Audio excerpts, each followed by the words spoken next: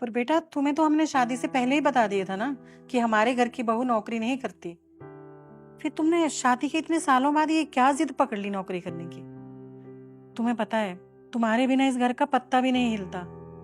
फिर ये जॉब का क्या फितूर चढ़ गया तुम्हें?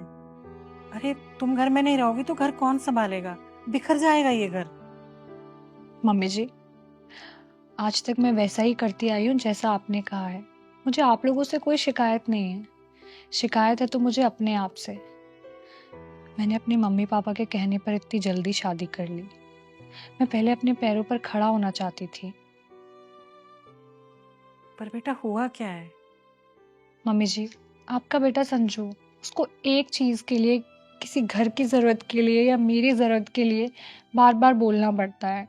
ऐसा लगता है कि मैं उसके सामने भीख मांग रही हूँ। मुझे अच्छा नहीं लगता जब मेरी सेल्फ रिस्पेक्ट को वो ऐसे हर्ट करता है। पर बेटा तूने हमें पहले क्यों नहीं बताया कभी? हमें तो ऐसा कभी नहीं लगा कि तुम्हें इस घर में किसी चीज की कमी है। फिर अचानक से आज। मम्मी जी, जब तक बर्दाश्त हो रहा था तो मैं कर रही थी, पर अब मेरी बर्दाश्त से बाहर हो गया है। इससे ज़्यादा मैं बर्दाश्त नहीं कर पाऊंगी। इसलिए मैंने अब डिसाइड कर लिया है। और आपसे भी क्या ही बोलती मैं। आप खुद अपने बेटे के ऊपर डिपेंड हो, और आप लोगों के लिए भी किसी चीज़ की, किसी सामान की ज़रूरत होती है तो मुझे बाहर बार बोलना पड़ता है, जबकि आप तो उनके माँ बाप हो। मम्मी जी, कमी कोई नहीं है इस घर में। आप और पापा जी मुझसे बहुत प्यार करते हो। प्यार तो संजू भी मुझसे बहुत करते हैं, पर वो इज्जत नहीं दे पाए मुझे इस रिश्ते में।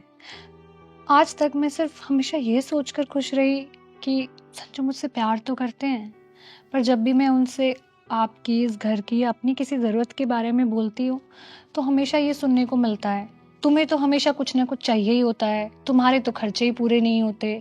जब खुद कमाओगी तो पता चलेगा, घर पे पड़ी पड़ी तुम करती क्या हो, ऐश करती हो। इवन अगर आप दोनों की दवाइयों के लिए भी मैं बोलती हूँ तो चार बातें मुझे सुनाई ही देते हैं।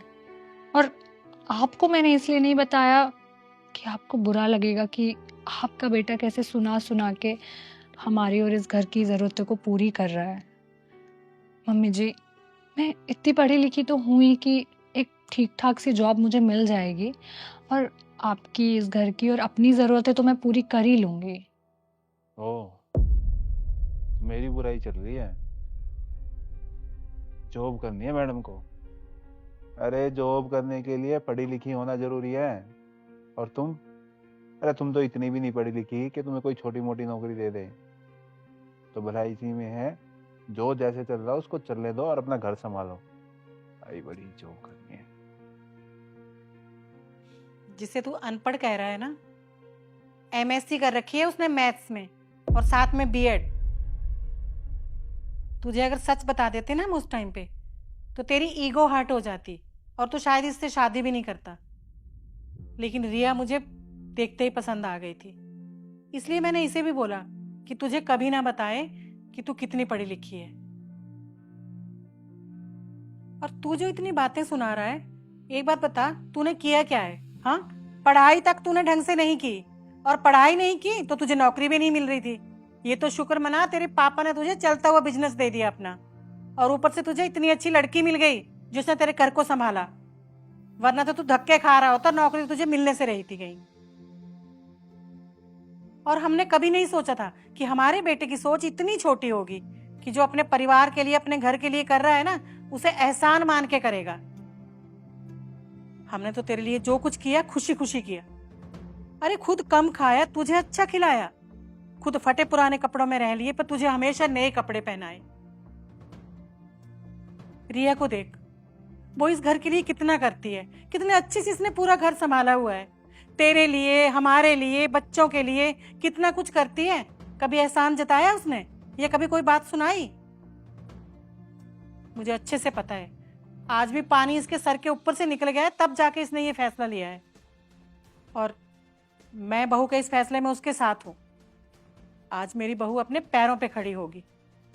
और हाँ, मैं अपनी पोती की शादी भी तब करूंगी जब वो पढ़ लिख कर अपने पैरों पे खड़ी हो जाएगी, ताकि तुम्हारे जैसा इंसान ना कल को मेरी पोती को ये ना सुनाए कि तुम मेरे पैसों पे घर पे बैठ के ऐश करती हो।